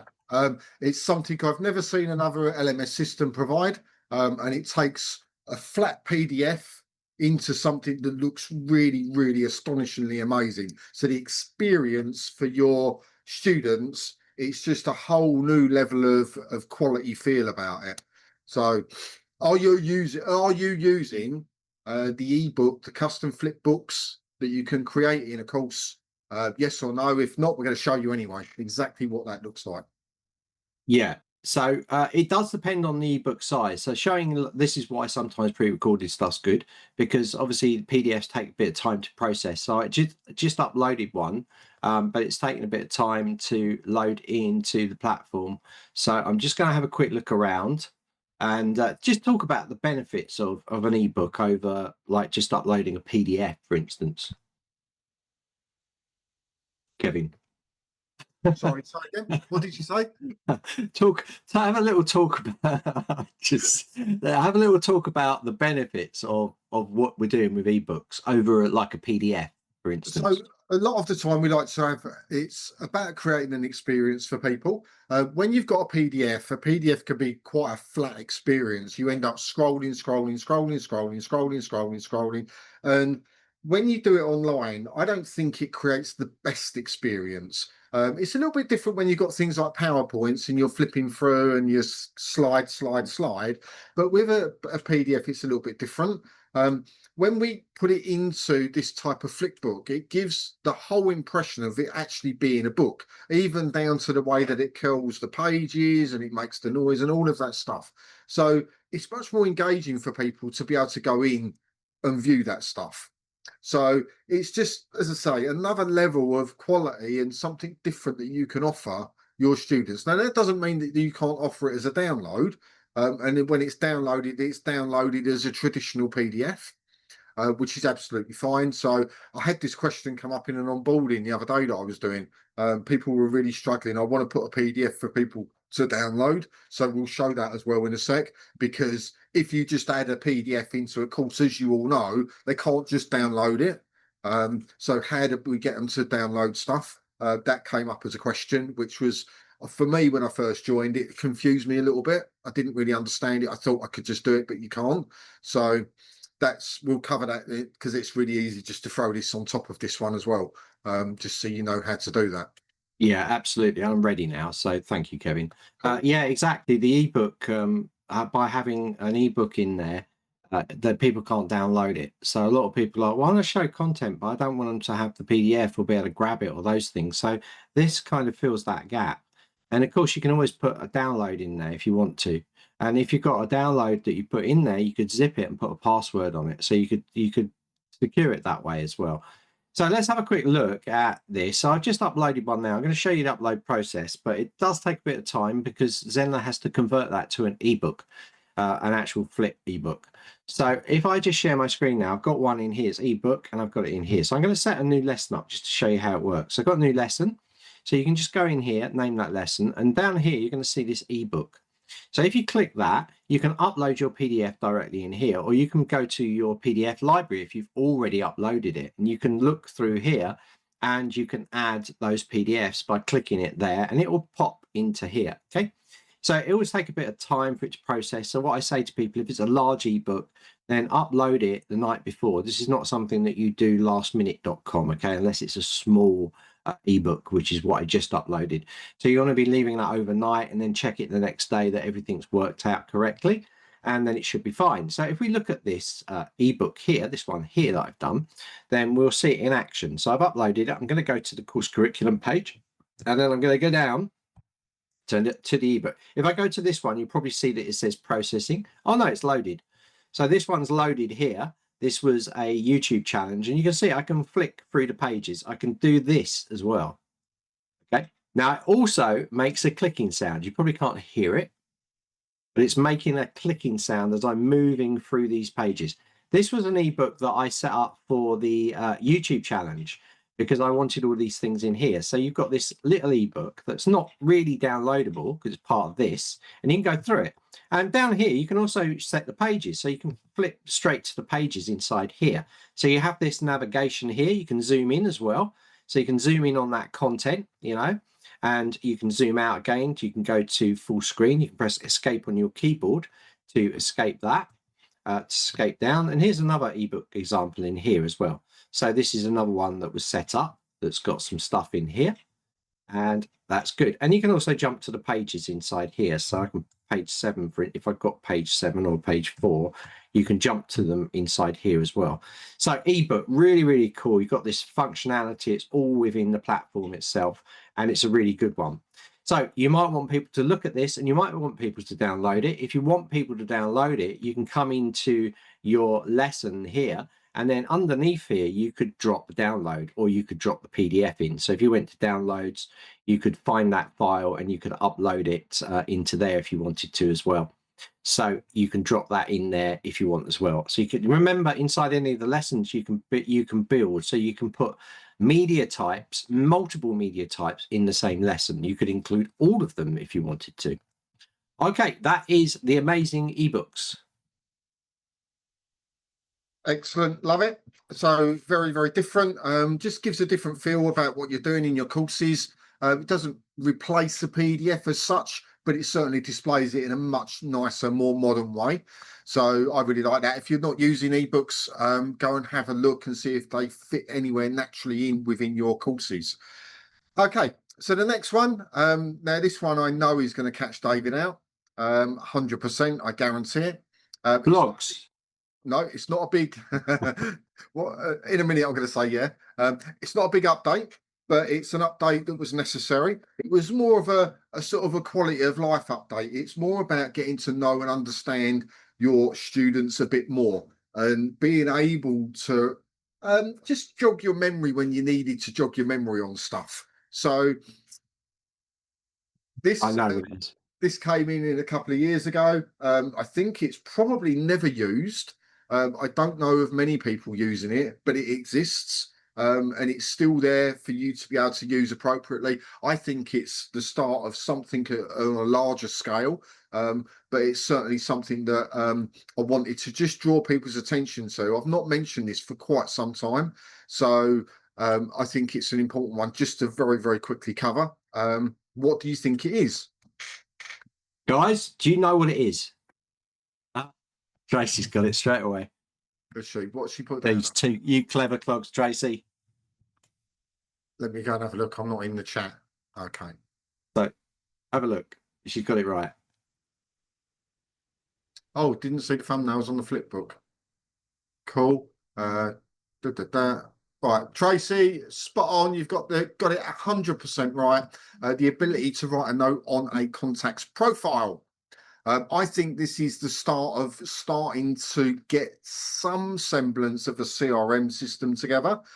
Very, very basic stuff. You know, CRM, as we know, is all about that individual contact and knowing more about them in one place. And if we can add a note in on their profile, on their contacts, their page, whatever you want to call it, that's where we start to do that. And that's private, of course. Yeah, and that feature was fed directly from our users, wasn't it? They asked for that. They did. So it was, and it was put in there. I think you're right, Kevin. I think like if you think what Rakesh is up to now, I was telling people earlier, like always sort of read between the lines. We do it as well. Where with Rakesh is changing something, if it's to do with pricing, then you can pretty much expect some major updates to come out before those pricings goes in, because you know, why would you do it? You know, so the people are asking about Page Builder, when will it be in? And I'm like, well, read between the lines. You know what's happening with the pricing as we gear towards full launch. It sort of says it all, doesn't it, without even saying anything. Yeah. So yeah, so I think with the gamification coming in, I think that you're right. And I think these notes and these sort of things will be part of that gamification process. So it's a way of knowing, scoring people, finding out what people are doing and all these sort of things. And I think that could feed into the platform itself to make it easier. So let me just show this anyway. Kevin's mentioned it. Let's jump into it. Go into your students and just click in our little pad here. I've got Tracy Browning. I've got you in here. And you're going to see here we've got notes. So there we go. So I put a new note about Tracy. I'm going to put this, Tracy, and it must be well past your bedtime because you're in Australia, right? It must be really late. So Tracy got it right. Okay, so I can just save something out, a little note about that student inside there, and then you've got it. You can see. And you can add notes. You can keep adding notes. So it's a good way for you to keep track on things. I see a lot of people using this for kind of VIP experience, or maybe to put levels in where they're up to, and maybe to use this in combination with tagging. So you could tag her as well. You could say if she's like gold level or something, you could go into her and you could put a tag in there and just put gold or something like that. And you could tag that separately with those notes. So that would be a way that you could use it as well. And then you could filter on the going to students now. Sorry, I'm going off on the tangent, but I just want to show you how it could be used. So inside here, you could do tag contains, and user tag contains, and then inside here, I'm going to pick gold, and it's going to filter out those users then. So as long as I saved it, I probably didn't save it. So yeah, I didn't save it. If I'd have saved it, it would say, so I'm just going to use public community so you can see in there. So if we had it labeled as public community, and you click that and apply filter, only those public communities. So if I tagged it as gold, then you would like, oh, okay, so I'll check in her notes and see where she's up to. So you could then go in there, jump across to notes, and then you could see that information in there. So you could use it as a way of separating out in combination with tags, and then it can become more powerful and you can add notes as you go through it. That's it. Yeah, really good if you're doing one-to-one coaching or anything like that, and you want to keep notes on what you've covered, what you've asked them to do, or anything like that. Really, really good area, but I think it's vastly underused. I don't hear people talking about it. So if anyone's watching this and you are using the notes feature within a contact, do let me know in the comments, because I think it's powerful. I think it's really useful, especially in that type of setting. So let us know. Right. Next feature release. Guess the feature release. Now, this one was very much a quality of life feature release. Okay, it's something that it meant that it took a step away from you. It was something that you didn't have to remember to do, and it was something that was causing people a huge amount of distress, wasted time, anxiety, and it was driving them nuts. So we released this feature based on a huge amount of feedback. It just made everybody's life that much nicer. Oh, that's difficult. I don't know. I don't know. So, David stumped. guys, guess. Please guess. What would that be? And it covers a large proportion of the platform.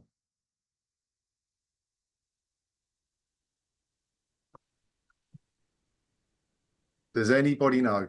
Not the new branding. No. Oh, it's only 10 o'clock for Tracy. Give us a clue. I'll give you a clue. Blogs. No. I'll give you a clue. Okay, a clue would be, let me think, what would a good clue be? A good clue would be that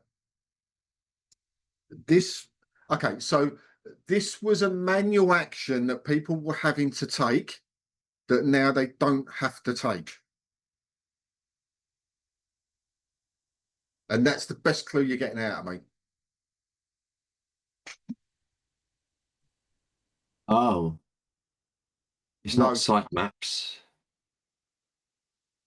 Right, I'm going to spill the beans. Auto cloud recording.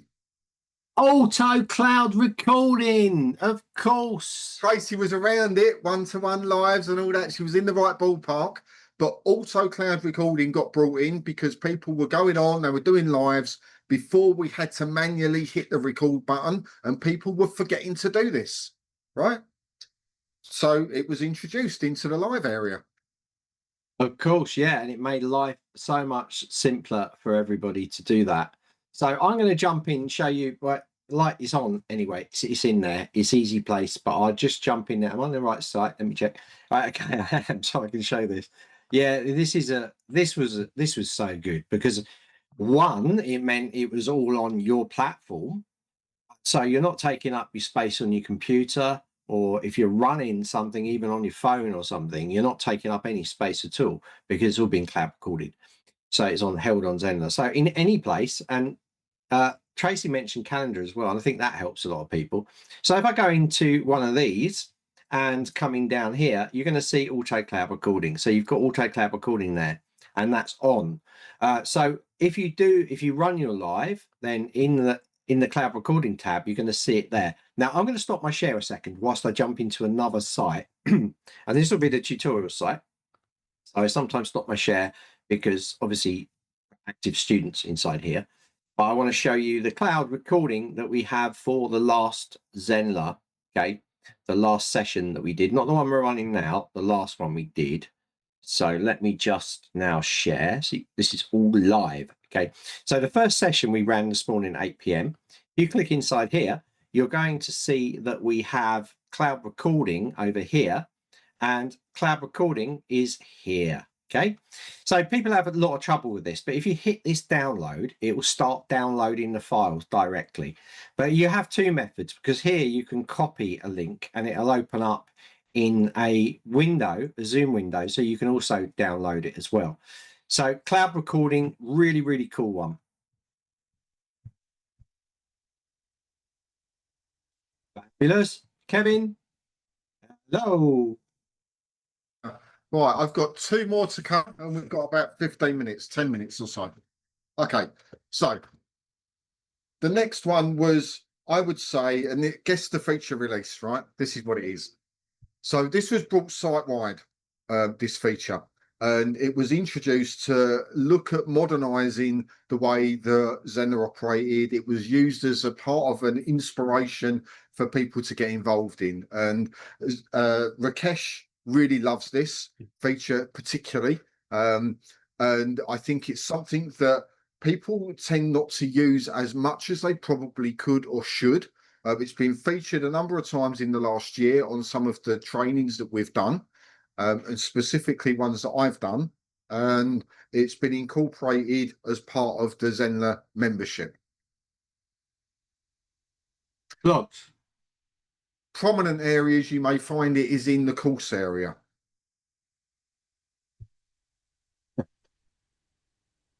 Okay. Do you know what it is? No, I don't think. I kind of switched off now. I've had so many questions. My brain wants a little rest, Kevin. Right. Does anybody know what it is? Any thoughts? Any thoughts? Reviews? No. Reviews has been there a long time. Yeah, it has. Yeah, we got certificates. They've been there a long time. Coupons, No. bundles, reports. Where are you seeing that? Right. Should I tell you what it is? Go on. The feature release that we added in was the first look at using AI within Zenler. So AI Buddy got released.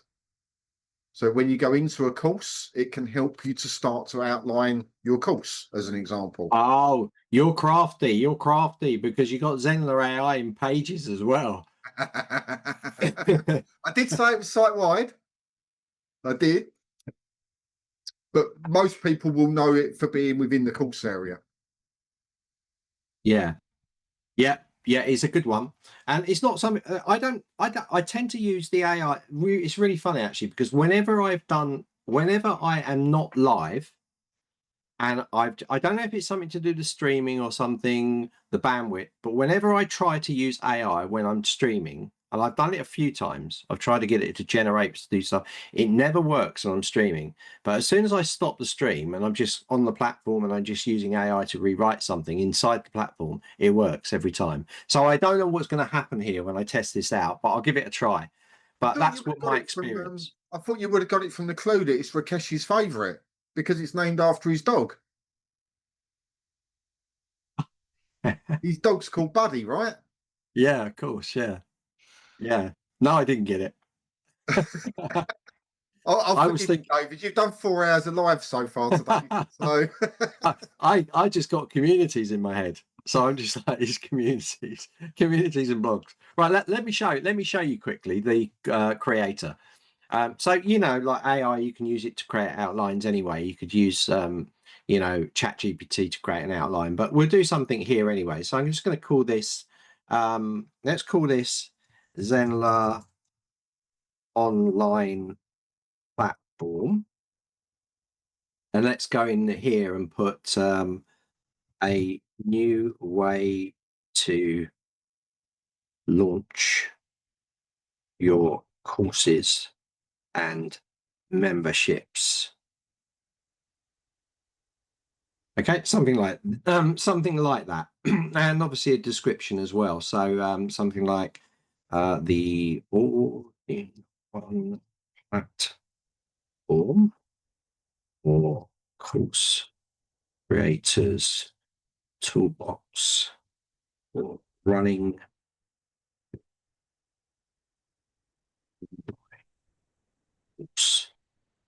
business, something like that. Okay. The more detailed you are in here, the better for A to Y. So if we turn on create curriculum for AI and we click create course, it will generate section names and it will start to generate lesson names as well as placeholders for you to use. Amazing, it's worked. So AI now has generated these for us inside here. So you've got overview, then the key features, setting up your account, getting started, managing, and it gives you the lessons within. Really good as a starting point for you. Speeds the production up so much, you know. And I'm going to try this as well. If you go into sales pages, because it is AI, and as Kevin said, it's all across the platform. So if you go into any of your pages inside here and you're creating blocks, you can actually use AI to generate more text. So if I just create a quick empty block in here, let's just grab one of my custom made blocks. Why not? Because it's in here. So let's go and just generate something easy. Let's just put that in there. And if you click these blocks, you're going to see Zenler AI. So we've got the best platform is Zenler. So we're going to click in there, Zenler AI, and you can get it to rewrite the heading. So generate a heading. So if I click generate heading, it's working. So I can click copy. And inside here now, I can just paste that new copy inside there. And you can do that wherever it says the AI part. So if I go into text here and drop this text in here, I could still do it with this. Now it's going to rewrite this as gobbledygook because that makes no sense. So it's written the same there. But if I wrote copy, it would base it off of that copy. So AI is generated in quite a few places inside Zenler. And I see this as it's a real convenience for you. You know, it can really help. You can use it for spell checks and those sort of things. So you can say to it, can you spell check that? Those sort of things in there. If you change the prompt, or you can generate new content, headings, rewrite. So let's generate content from here off that headline. So now it's generated a ton of content. So I could take that content if I copy it here, come back out, paste it into there, and now I've got some content. Sorry guys, I know you can't see it because it's all pink on the black, but you get the idea. So there, and it's created this ultimate platform, and it's basing that all off the title, that summary that you wrote, and that little description as well. And it's basing that all that content, all that information off of that, or whichever words you're using in the course. So really nice little powerful feature, I think. And we know AI is important, and there's probably going to be more of this going to the platform. I really like it. I think it helps people that struggle sometimes to get stuff for, let's say, for a course to get it in order. Sometimes it just helps people just with a little bit of inspiration. Doesn't write a course for you, and neither should it. But it just helps sometimes organize that stuff. And within a sales page, it could just give you a little bit of a different view, a little different angle on what you've done. So it can just help you out like that. And it's there to be an assistant. So not a done for you type of scenario. It's there just to give you an idea of something that you may not have thought of. But it's available and you don't pay for it. It's included within your membership, right? So that's pretty cool as well. Okay, right. Last feature release that we're going to talk Check out before Kevin, check out some of the comments that are, we've only got 7 minutes. We have. You got I 7. think it's fantastic. 103. You're beating me. We'll definitely try out the AI. I forgot it's there, Pauline said. The help AI is also really useful. Nice. Right. Let's do the last feature release because this is going to take 4 or 5 minutes to go through. This is one of my favorite ones of all time. When I joined this platform, I was really, really disappointed it didn't exist. So I made it my life's mission to get it included within the platform itself. It's something as a marketing platform we need to do. I believe 100 million% in the power that this provides from a marketing perspective, and it's something that I will continue, even though the conversation comes up every year. Is it dead? Does it work? Is there any point? The answer is no, it's not dead. Yes, it does work, and yes, there's a massive point. This is my favorite area within the Zenler marketing platform. What is it? Come on, guys. You should get this. Remember 10-second delay. So we've got a 10-second delay. Oh, there we go. Tracy's in there. Yeah, Tracy's straight in there. The blogging area, blog posts and the blogging area. That was the feature release that came in, and much welcomed. And I'm still chomping at the bit to get it constantly improved, because it's a great starting point. It does its job. It does it really well, but we need more in there. So I will not stop pushing to get that improved, that area. I think we're waiting for the page editor to come in, and then that's going to help with the content design within the blog posts, which is why that's sort of not really been touched too much. But even having said that, it's a massively powerful area within Zenler. So the blogging area, David. Yeah, thank you, Kevin. Yeah, it is majorly important, and it's, you know, for quite a few different reasons. Well, you know, it's blog is, you know, I look at blogs, I look at pages, it's content, right? We know content will drive traffic. We know that. So, and the blog is the perfect place to produce a ton of content, and not for it not to interfere with the running of your site or site pages. So whereas lots of people might use platforms that don't do this sort of stuff, they might run pages, tons of pages and as landing pages, almost as blogs. Well, Zenler's got blogs built into it, so it means it's all in one area. What I love about the blog site, the blog part of Zenler, is the templating as well, because you can just you can change the blog main page where all the blogs show up, and you can also change the blog template page itself, or the post page. So you can change it, add footers at the bottom, sign-ups, and your content will just drop into those pages. Okay, it's not a new thing. This has happened on lots of different platforms. WordPress does it all the time with this sort of stuff. But it was really good that they just featured that in there, and they put that in there to work. Plus, you can, you know, make this stuff private or for logged in users. There's a ton of different uses. So we're going to have a look at our blog. And this is one that we've built up. It's taken time to build all this stuff up. It's all SEO'd, and you can see in here, these are some of our blogs. This is our actual page here. So this is all generated, and you'll see all the blogs we produce down here. And when you get down to the bottom of all these blog posts, and we've got a lot of them, one thing I would like is for it to be able to stop it as well. You're going to see down here that we have inform, so people can join Zenler for free. So if I go into any of those blogs and go into this one, this is a new one to back up our community series that Kevin run and hosted. And inside here, you can see this is our blog. So we've got a video in here. This is by the way, this is a video that will go up and down in size as well. It's responsive, okay? So you can do everything in here. You can add more images in here if you want. You've got sources, links in here, and you've got this stuff down the bottom. And if we look at another blog that's got a few more images, we've got branching surveys there. So we go back down to one of these, for instance, we've dropped images into this page as well. So you've got little image sections that go in there, and videos and links within there. And of course, these are all indexed, and they're all submitted whenever a new blog comes out, is submitted to the search engines to get listed on Google. And we always strive to do better and better and better to get it higher and higher. With our blogs, most of them are vlogs. You know, most of them are that combination of not just video, but they're articles as well. So there's a blog itself, and there's videos in there as well. And the reason we do this is because some people want to read the content, other people want to watch the video. It's their choice. We're giving people the options to be able to do that. So the blog feature is amazing, with the fact that you can also set up categories. So you can set up categories. We've got a ton of categories inside here. As I was mentioning about the views, you can see the views on these blogs as well. So you can see how many people are viewing these blogs over time. And you can also go into the settings here, and you can change the base SEO setting for that page. And you can enable the blog, obviously show post updates, set your SEO for the base of the blog. And on a blog basis, you can set up SEO as well. So these are the template pages that are dropped in. So this is the main blog, which is this page, okay, this page here. And this one is the post. So it's any one of the pages. and content goes in there based on that. And you can edit all these pages. So if I open the post page, for instance, you're going to see the middle area. This is the blog content, automatically gets pulled in when you create a new blog.